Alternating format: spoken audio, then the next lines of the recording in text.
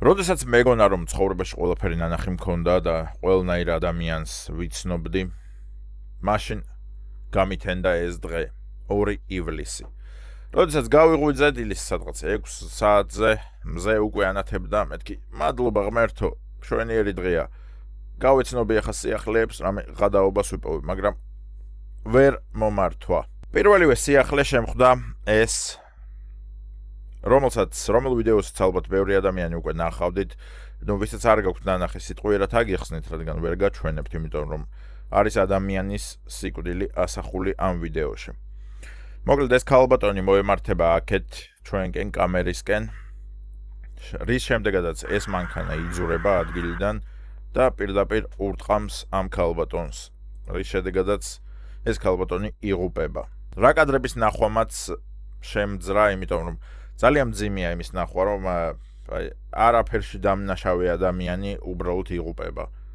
არც რამე სარისკოს აკეთებს, არც ომშია, არც რაღაც ისეთ საკეთებს, რასაც შეიძლება მოყვეს სიკვდილი, ხომ? არა, არაფერს აკეთებს, უბრალოდ ტროტუარზე მისეირნობს. და ამ დროს ბუმ, და всё, დასრულდა ცხოვრება.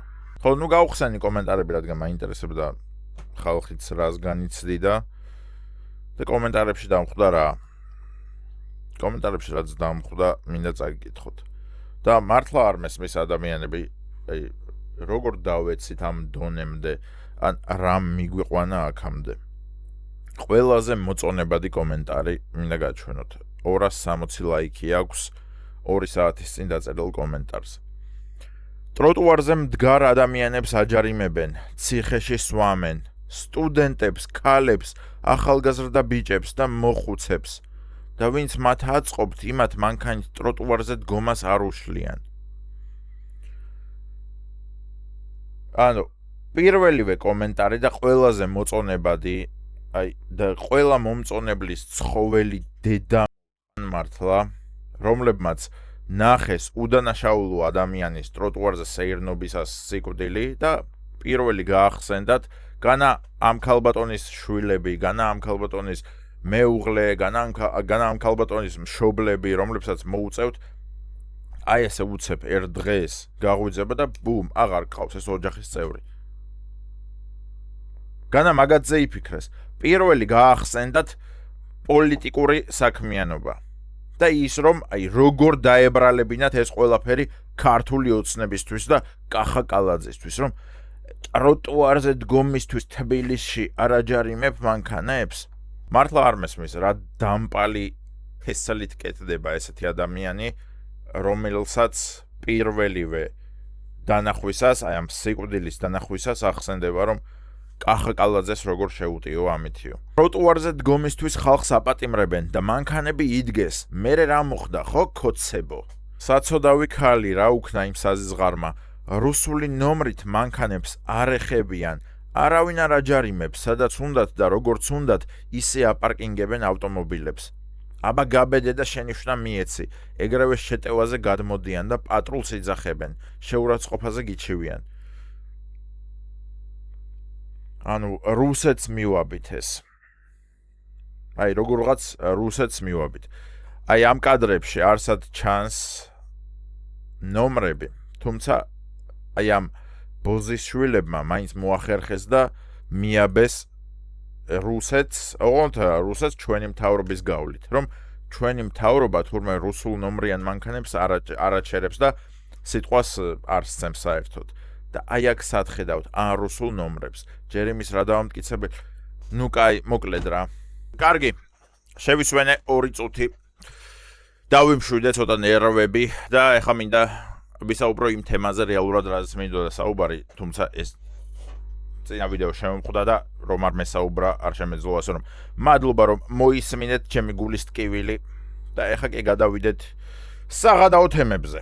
გაიგებთ ადამიანები რომ ჩატარდა ქართული ოცნების ახალგაზრდული ფრთის წარმომადგენლების შეკრება თბილისშიც. მანამდე რეგიონებში მოძრაობდნენ, ეხლა ჩამოვიდნენ თბილისში და თბილისში ჩაატარეს კრება.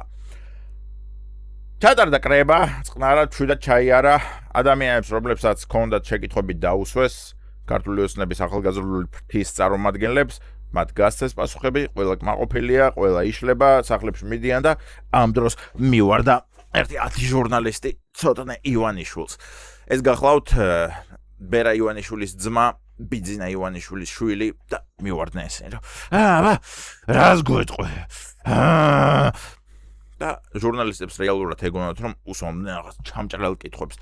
და ადამიანი გაუჩერდა 15 წუთით. აი, მართლა პირველად ვნახე ცხოვრებაში, რომ ვინმე ესე უბრალოდ გაეჩერებინა ჟურნალისტებს და ის ადამიანი რესპონდენტი 15 წუთი გაჩერებული იყო. იმიტომ რომ როგორც წესია ხოლმე რაღაც 1-2 კითხვას უპასუხებს და შემდეგ მიდიან ხოლმე, რომ всё, აღარ მცალია, ჩაო კაკაო, თუ რამეა ინტერვიუ დავგეგმოთ. არა.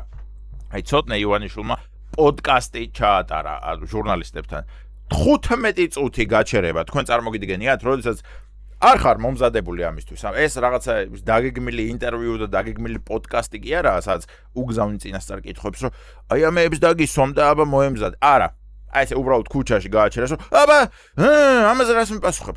აბსოლუტურად ყველაფერს გასცა დალაგებულად პასუხები ყველა კითხვას და გაიჩნდა შარში ოპოზიციური მედია, რომ როგორ ჩაუჭრათ ბიძინა ივანიშვილის შვილი. და ბევრი იფიქრეს, ცოტა იფიქრეს, მოიფიქრეს აი ეს იდიოტური გამოსავალი, რომ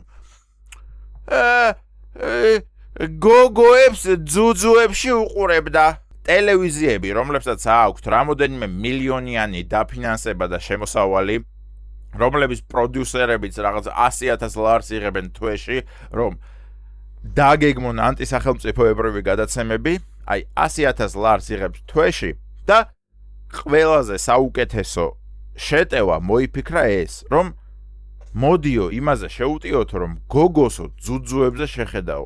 თქვენ გონიათ ვღადაო, აი მოდით ნახოთ. იმიტომ რომ აი ეს კადრები გაავრცელეს და ეს კადრები აიტაცა ოპოზიცია.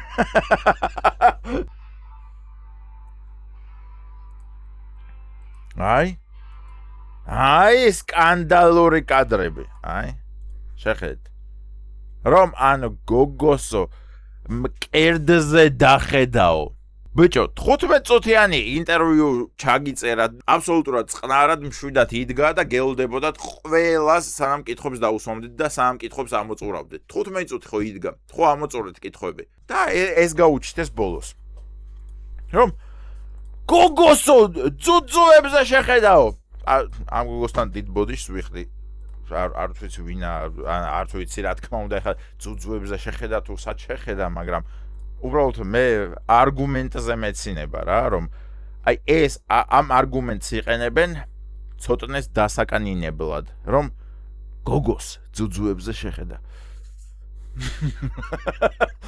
რომც შეეხედა, რა პრობლემა გვაქვს და რა არგუმენტი გვაქვს გასაშავებლად. აი მართლა მაინტერესებს, აი თქვათ მინდა ცოტნე ივანიშვილის გაშავება. აი რა არგუმენტებს მაწვდით, რომ რაზე გავაშავო, რომ ცოტნე ივანიშვილს გოგოები მოსწონს. და ეს ვიძახ, ხო?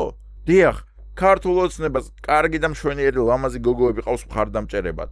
და დიახ, ცოტნე ბიჭია და შეხედავს გოგოებს. რას ვაკეთებთ? რას ვცდილობთ? რომ ვცდილობთ ცოტნე გამოვაჩინოთ ამორალურ ადამიანად? ამორალურობაზე საუბრობთ ნაცები, რომლებიც ერთმანეთის ცოლებს ტყავით უკაცრავად? და მეც არ მჯეროდა ხალხო, მეც მართლა არ მჯეროდა, მე ჭორაობა არ მევასება და რაც არ უნდა მეზიზღებოდეს ადამიანი, მასზე სხვისგან მოსმენილ რაღაც ჭორებს არ უჯერებ ხოლმე, მაგრამ ჭორები რო დადიოდა მთელ თბილისში, რომ რა ქვია, სოფო ნიჟარაძეს ძუძუზე უკბინაო სააკაშვილმაო. მაგის არ მჯეროდა, რომ მეთქი ეხა კაი ბიჭო არ მევასება რა, ეს ჭორები და რაღაცა, იმიტომ რომ მე რაღაც დასტოინი ადამიანი ვარ და არ უსმენ ჭორებს რა. მე უცებ ბრაღ და აი ეს შვილი მიშა სააკაშვილისგან მყავს, როდესაც მიშა სააკაშვილი ჯერ კიდევ ქორწინებაში იყო. უნდა მიიღოთ ხალხო და ტაში უნდა დამიკრათ. მეთქი მე იმაზე რო ბაზრობდნენ, რომ ნაცებიო ერთმანეთის ცოლებს ყავენო. მეთქი მაგაზეც, მეთქი ეხა რაც არ უნდა არ მევასებოდნენ ნაცები, არ მოსულა რა ეგეთ ჭორების გავრცელება. მე გამოდის თამარა ჩერგო და ვისი რა საქმეა, მე ვინ და რამდენი კაცი მტყავდა, მეთქი აი ესეთი სიგიჟეები იყო ბიჭო და დღეს ვებრძვით ახალგაზრდა 20 თუ 21 წლის ბიჭს იმაზე რომ გოგოს შეხედა, ყველა ბედნიერია. ცხოვრება გრძელდება, სამყარო წინ მიდის, რომ ბიჭები გოგოებს უყურებენ, გოგოები ბიჭებს. ესე არის დაგეგმილი ღმერთის მიერ. მე რა გიყოთ ახლა? ნაცებო, მე რითი გავაშავო ცოტნე. კოცით მიყვარხართ ჩემი გამომწერები, მადლობა არხის გამოწერისთვის, დალაიქეთ ვიდეო, დააკომენტარეთ და შემდეგ შეხვედრამდე. პიუ